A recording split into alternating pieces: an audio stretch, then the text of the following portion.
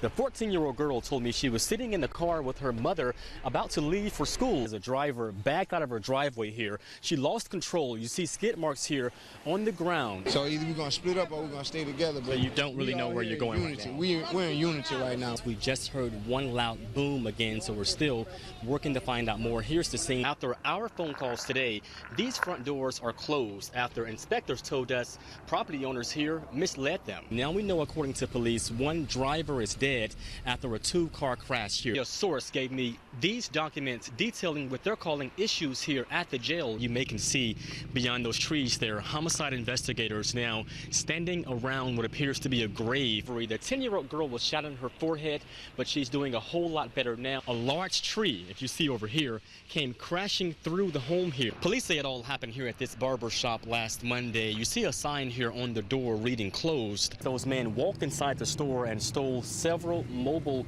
devices. Check out his two-page rap sheet. He's well known to police.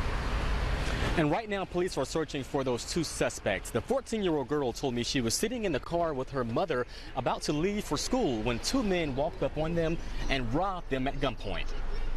As soon as I saw the gun, I started screaming and crying. 14-year-old Marnisha Sellers is counting her blessings after she came face-to-face with the gun. I saw him pull out a gun, and I was scared. She says it all happened early Wednesday morning in her own driveway as she was getting in the car with her mother to head to school. Marnisha says those two men came out of nowhere. She was sitting in her passenger seat. They walked up her driveway and robbed her at gunpoint. They came towards the car, and I tried to hurry up and get in, but he grabbed the door and he yanked it. She says her mother, who was sitting in the driver's seat, tried to help. And she saw them trying to pull me out the car, and she was screaming, "No, no." Those two men ended up getting away, snatching her Michael Kors purse. Man, it's crazy, man. You rob a 14-year-old. Marnisha's uncle was inside the house and heard the screams. I ran outside the door. By the time I got out there, they was gone. It was scary, and Marnisha says she's making some changes. Beware my surroundings a lot more. And Marnisha and her mother told me they don't know why they were targeted, and they're pleading for those two men to be caught. Reporting live, Jerry Askin, WMC Action News 5. A vigil wrapped up here in the past hour. It's been quite a day, an emotional day, a tough day. After 9 people were killed, 6 were children. A circle of family and friends.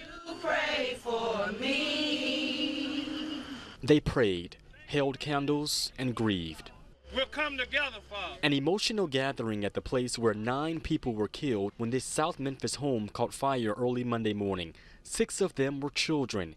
Investigators say a faulty cord to an AC unit sparked the blaze in the living room. I'm at a loss for words. I feel like it's an out-of-body experience right now.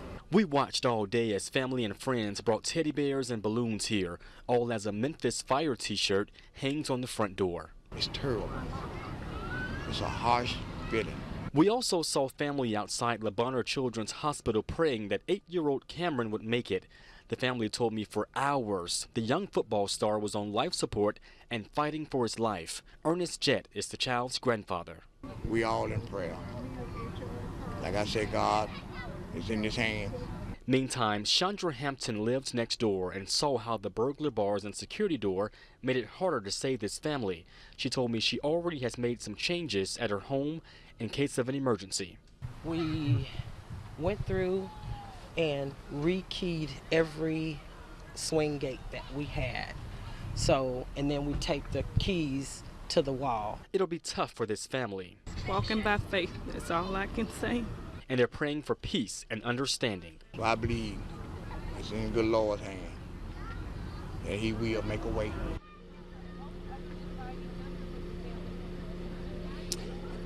Now, at last check, this family told me 8-year-old Cameron Jett is still fighting for his life in the hospital on life support. Just such a sad, sad story. Of course, we'll keep you all posted on his condition. For now, we're live in South Memphis. Jerry Askin, WMC Action News 5. The biggest issue points directly to understaffing, and I asked jail leaders how they're working to fix the issue.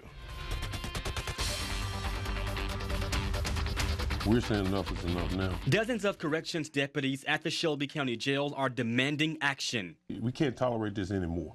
You know, we got to do something right now. Keith Johnson represents corrections deputies in a workers' union. He says jailers say the jail is unsafe and severely understaffed. They point to record increases of assaults, gang activity, suicidal inmates, and last month, these men arrested on aggravated riot charges. Jailers in Shelby County monitoring high-level violent offenders, in some cases, watching over more than 64 inmates. The ratio is so bad.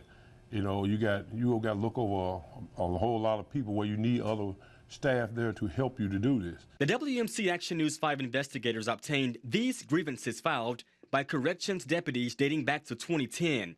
According to documents, on several occasions, corrections deputies requested meetings to discuss possible solutions but got no response from jail leaders. One jailer wrote, quote, "Inmates are being physically abused, sexually harassed, and sexually abused," end quote. It brings tears to your eyes. But one jail supervisor did reply last year admitting, quote, "an oversight in scheduling." Safety is supposed to be first, but it seems like Chief Mortem don't care. Are you understaffed, yes or no? Oh, yeah. Chief Robert Moore says the jail staffing actually meets national and local jail standards for direct supervision.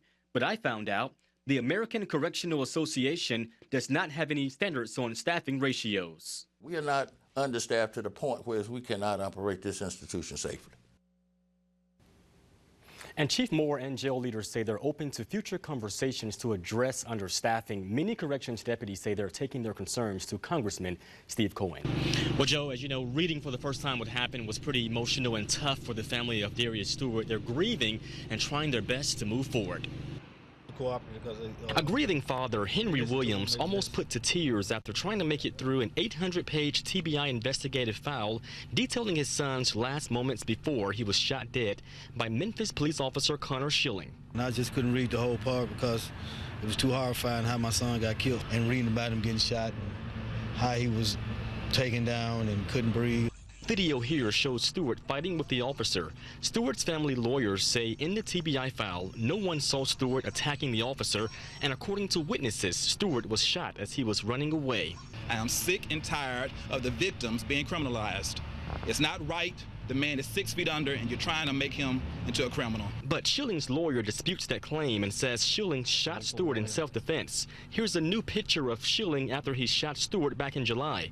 And though the TBI file has been released, Stewart's family lawyers say there are still many unknowns. We don't know what Connor Schilling might have been going through as he gets him out of the car. We don't know that. We don't know whether or not he was scared for his life because Connor Schilling had started to instigate or aggravate a situation. Leaving this father hurts and trying his best to move forward despite tragedy. And y'all keep me in y'all prayers. And 4 suspects are behind bars and facing charges after an attack streamed on Facebook Live. The victim is home now recovering after he was tortured for hours. An image so hard to see. 7 caskets side by side. Donald Trump is apologizing for some graphic comments he made over an open microphone more than 10 years ago. Friday's winter weather, many MATA buses had issues running regular routes. MATA now announcing it has resumed regular bus routes, thankfully, so all buses are running on schedule today. Beautiful day, good weather. Thank you all for beginning your day with us. We'll see you right here on WMC Action News 5 at 5 and 10 o'clock. Have a good day.